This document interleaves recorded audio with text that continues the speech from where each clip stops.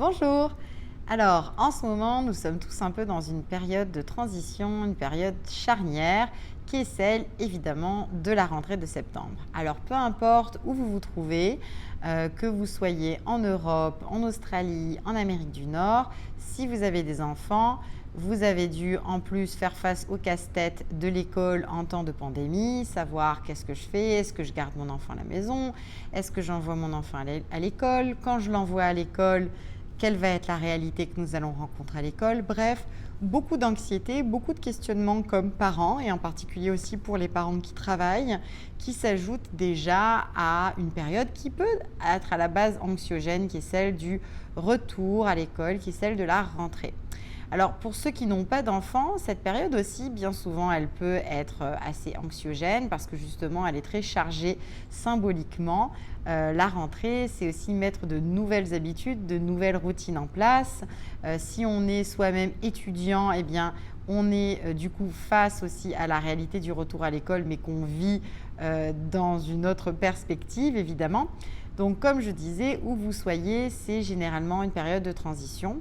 Le fait même que nous changions de saison, que les journées se raccourcissent, que nous rentrions finalement dans une période où il y a moins de lumière, où nous nous préparons aussi à faire face à l'hiver, même si ce n'est pas encore le cas, tout à fait, nous devons nous préparer justement à adopter un autre rythme, à mettre de nouvelles choses en place.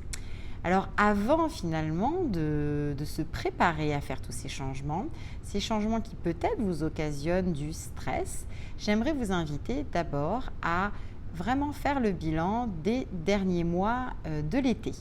Alors, c'est quelque chose qu'on ferait de toute façon, même quand il n'y a pas la pandémie.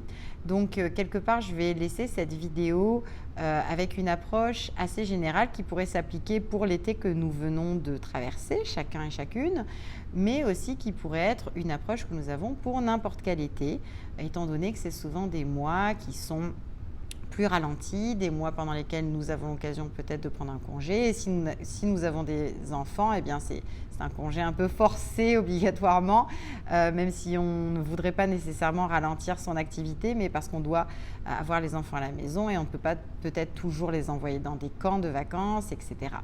Donc l'été, moment différent, rythme différent, mais aussi du coup sujet à des réalisations et à des accomplissements qui peuvent être différents. Alors avant de passer finalement à une nouvelle routine, à de nouvelles habitudes, c'est important de prendre le temps de faire ce bilan et de savoir qu'est-ce qui a fonctionné pour vous. Alors pour vous inviter à quelque part à rentrer avec douceur dans l'automne et à faire face à la rentrée avec un peu plus de zen, je vous invite à faire un très très court exercice. Donc à prendre un papier, un stylo ou votre journal si vous en avez un et prendre quelques minutes, peut-être ça vous prendra tout simplement une petite demi-heure pour vous poser et réfléchir aux 3 questions que je vais vous poser. Alors, vous pourriez décider que ces questions que je vais vous poser, vous les appliquez à 2 mois ou à 3 mois, dépendamment comment vous concevez le temps qui s'est écoulé dans l'été, comment vous avez vous-même rythmé ces derniers mois ou ces dernières semaines d'été. Typiquement, on conçoit entre 2 et 3 mois, donc entre juin et août, lorsque vous réfléchissez, que vous prenez ce temps-là pour vous questionner.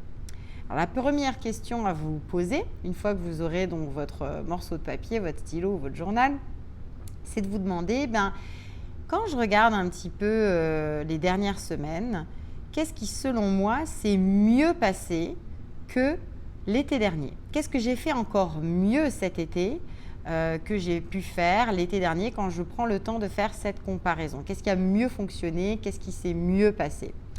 C'est important de se poser cette question-là parce que bien souvent, en fait, d'abord, on ne se la pose pas. On ne prend pas le temps, quand on prend ce recul, de voir un petit peu en comparaison qu'est-ce qui se passe d'une année à l'autre. C'est un peu le même genre de questions que je pose parfois à des clients qui viennent me voir en tout début, finalement, de relation de coaching et qui me parlent de leurs objectifs pour l'année à venir. J'aime bien leur demander, OK, maintenant qu'on a établi ça, qu'est-ce qu'on remarque en comparaison entre les objectifs qu'on se fixe cette année puis les objectifs qu'on s'était fixés l'an passé? Là, ça participe un petit peu de la même idée. C'est vraiment réfléchir, cette fois-ci, au lieu de se projeter dans le futur, quand je me projette dans ce que je viens de vivre, donc dans le passé, qu'est-ce que je remarque comme ce qui a vraiment fonctionné, que du coup, que j'ai même mieux fait que l'été passé. Donc vraiment prendre le temps de réfléchir, de noter, de trouver au moins une chose que vous trouvez que vous avez vraiment mieux fait cette année. Ça peut être quelque chose par rapport à vos objectifs personnels, professionnels, par rapport à la gestion familiale, prendre le temps même de profiter des petits moments de la vie. Ça peut être vraiment n'importe quoi que vous êtes vraiment content d'avoir mieux fait cet été. La deuxième question maintenant à vous poser dans ce petit exercice bilan de l'été, c'est vous demander si je devais répertorier les plaisirs ou le plaisir principal que j'ai ressenti cette année, cet été, ça serait quoi exactement? Quels sont les moments où j'ai vraiment ressenti du plaisir cet été?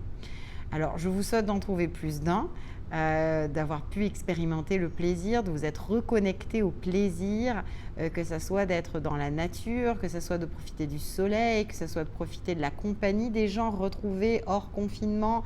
Ça peut être vraiment beaucoup de choses.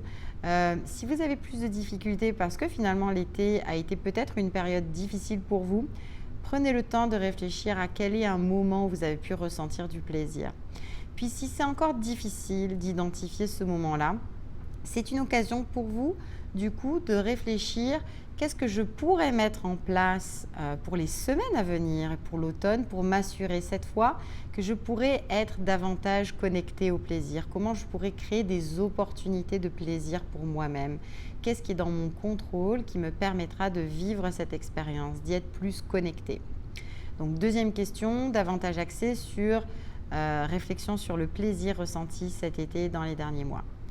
Enfin, la troisième question pour ce bilan de l'été, c'est de vous demander quelles sont les victoires que j'aimerais célébrer.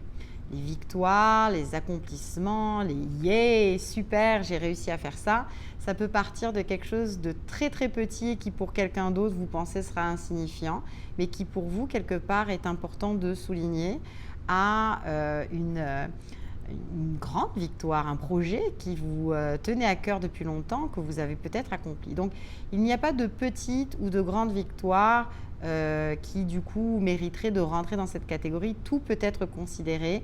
C'est vraiment qu'est-ce que vous désiriez vraiment célébrer lorsque vous faites le bilan de cet été. Puis, je crois que je vous en ai déjà parlé dans des capsules précédentes, mais la question de célébrer les accomplissements qu'on a, bien souvent, c'est une question qui peut être assez épineuse pour beaucoup de mes clients. C'est-à-dire qu'ils n'ont ou elles n'ont aucun problème à définir des objectifs qu'ils veulent accomplir, parfois même d'avoir beaucoup de succès dans l'accomplissement de ces objectifs, mais on ne prend pas toujours le temps finalement de souligner ou de célébrer ces objectifs. Et le but vraiment derrière ça, c'est de prendre ce temps de reconnaître ce dont on est capable parce que ça contribue grandement à augmenter sa confiance en soi sur le long terme et du coup à retrouver élan et motivation pour les objectifs suivants et à réaliser du coup nos pleines capacités et à les reconnaître pour ce qu'elles sont. Et ça, c'est pas toujours évident quand on a des croyances limitantes ou des peurs associées par exemple à la réussite ou alors à l'échec. Donc voilà un peu les 3 questions toutes simples que je vous propose d'inclure dans votre réflexion du bilan de l'été. Puis du coup, évidemment, quand on fait cet exercice-là, c'est toujours de prendre le temps de regarder les réponses qu'on a données et de se demander qu'est-ce qui ressort de cet exercice, comment j'ai vécu cet exercice, qu'est-ce que je retire de cet exercice aussi pour mettre en application pour l'automne, sachant que les routines vont changer, sachant que la rentrée comporte son lot de défis. Je suis aussi forte de ces réalisations-là, je suis aussi forte de ces accomplissements et ce bilan va me porter pour les mois à venir. Donc j'espère qu'aussi cet exercice quelque part vous aidera à traverser les semaines ou les mois à venir avec un petit peu plus de sérénité en ayant justement cette réalisation de votre plein potentiel accompli lors de l'été. Alors je vous dis à tout bientôt pour de nouvelles capsules et je vous remercie comme d'habitude pour votre écoute. Au revoir.